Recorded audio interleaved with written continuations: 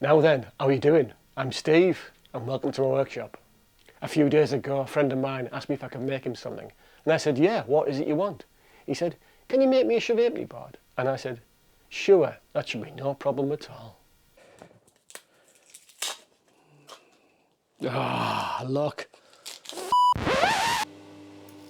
So my friend wasn't really worried about what type of wood I would use, but I wanted it to look really nice and special.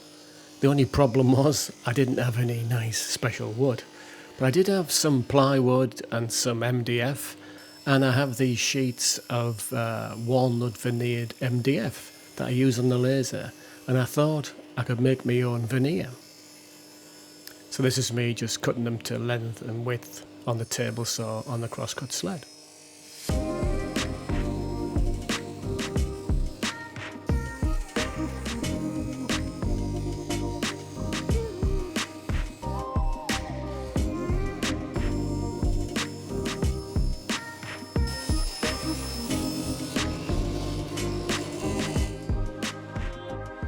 So now it's time for a glue up, and in the video you'll see me working on two separate boards. One has got an MDF core, one's got a plywood core.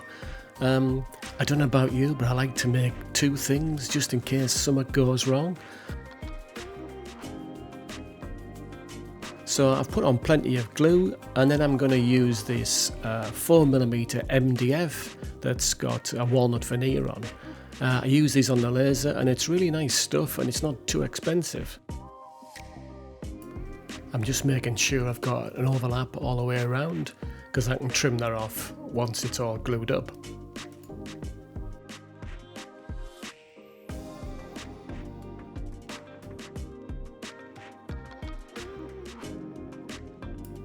And then it's the same process for the other side.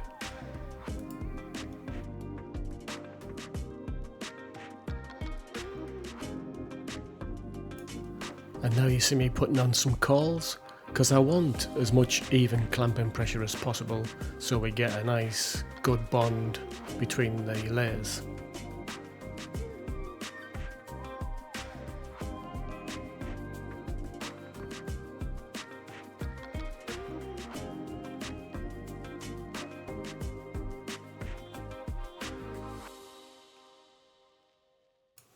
Thank God these clamps were buy one set, get one set free. Anyway, that was fun. It's all clamped up. Let's hope it's okay. I've used nearly every clamp or little clamp I've got. I put the big heavy toolbox on and we'll see what it's like in the morning. All right, still getting cold in here.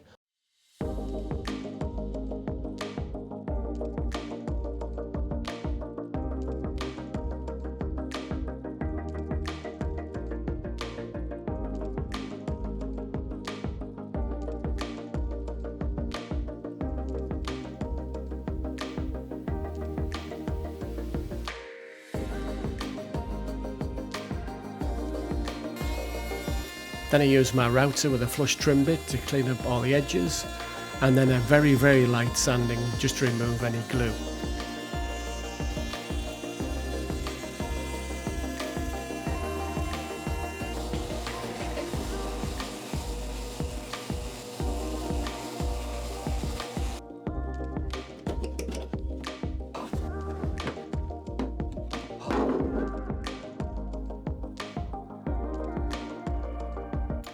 This was my first time using edge banding and I'm really surprised that it came out so well.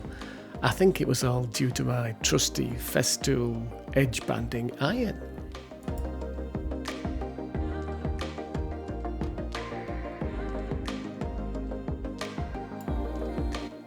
The ends of the board have a stop to stop the coins flying off, and you see me drawing it out there. I designed a little template, using the bandsaw to cut away most of the wood, and then using the template flush trim it on the router table.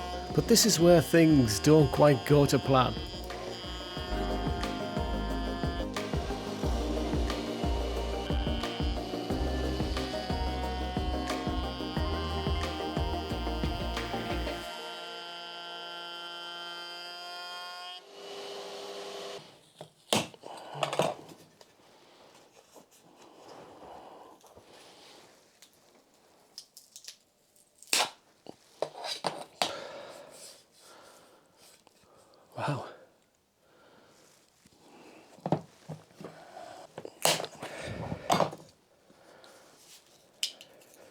Maybe should use a little bit less sticky tape next time.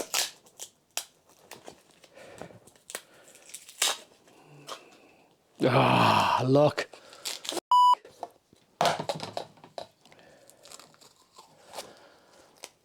Ah, man. You saw me with the template, draw it onto the piece of wood, cut it out roughly on the bandsaw, flush trim it with the template stuck back on with double-sided sticky tape, and it didn't want to come off. It did come off. One came off great, but the other one, big disaster. So I'll have to make another one. But these are the perils we have of being a woodworker and a maker. Anyway, we'll overcome it, onwards and upwards. So I'll make another one off camera. I won't subject you to that again. All right. Oh, it's still very cold in here. Okay, hence the hat. Once we got over that little problem, it was back out with the old Festo edge banding iron and put some edge banding on. The bit round the curve, I seem to have lost the footage, but the edge banding I used a heat gun and a dowel, and that worked really well to get it on around the curve.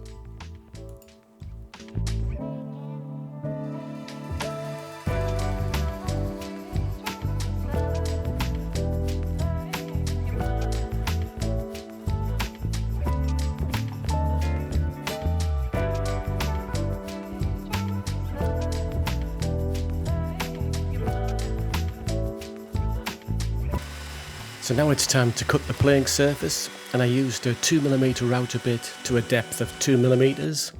I like to make these little T-squares that I've cut with a router so I can line it up perfectly with the lines on the board and cut the groove where I want it. It's simply a case of clamping it on and then moving it to the next line until they're all done.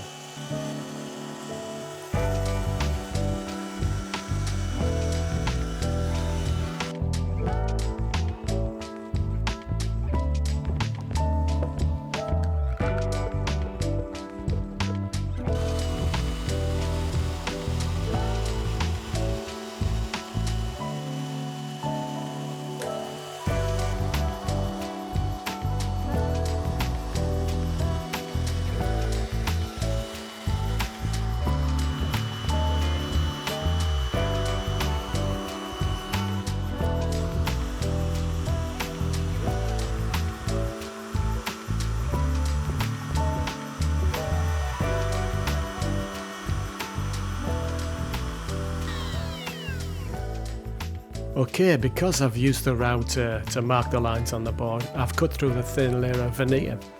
So I could mask it off and put some tape on and paint it, but because the veneer is that thin, I don't want to risk sanding through it.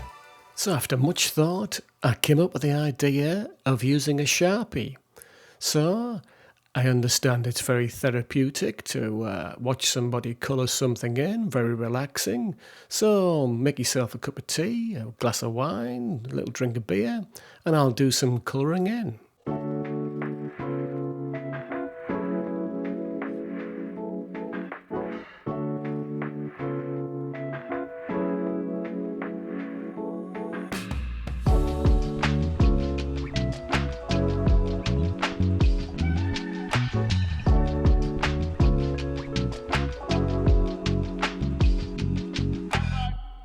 Look at those bad boys, don't they look good? It looks much better than just the plain MDF that you can see. It looks like a proper Sharpie board now, doesn't it?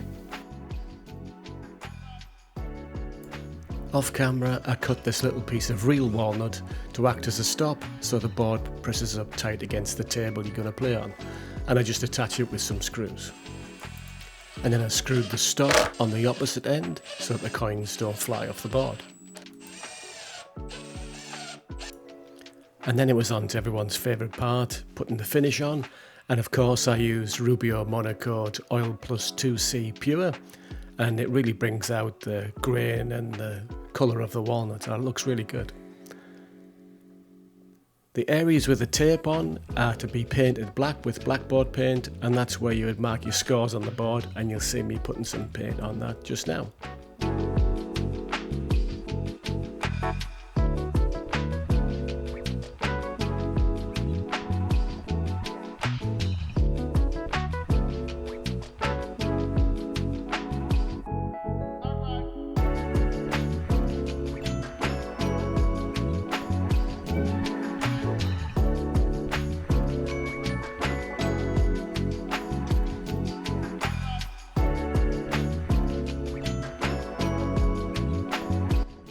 To make the game more realistic, I bought a bunch of halfpennies off eBay, £5 or £6 for 50.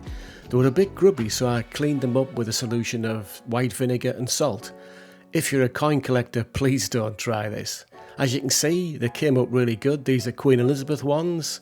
I buffed them with some oil just to make them even more shiny after cleaning them. And I've also got some King George coins. Also, if you're in the UK, a new 2p piece is roughly the same size as an old halfpenny. So you don't have to go out and buy halfpennies, you could just use some 2p's if you've got them. And if you're in a different country, I'm sure you can find a coin that you could use, either an old one or a new one. So the gap between the two lines is 30 millimeters, and you need a little space each side. I'll give you the exact dimensions in the description below. So just a quick overview of the rules for those that don't know how to play. You have 5 coins each, a 2-player game, and the idea is that you shove your coins to get them between the lines. And if you get them between the lines, you mark a score on the side, and the idea is that you get 3 in each one to win. Or you could play 1 in each one, whatever you want, and you could play in teams of 2. So 5 coins, player 1 goes first and shoves their 5 coins.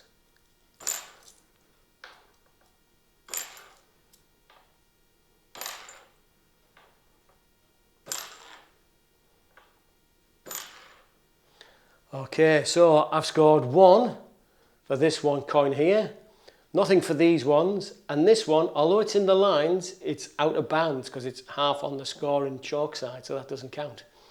The reason why I did a groove in the board is if that coin is there, say, and there's some dispute as to whether it's in or out, if you take a coin and put it in the groove and move it along, if the coin moves, like that one did, that clearly one doesn't count. It's very important to put the monarch's head facing up. It's very disrespectful to have the Queen or the King facing down.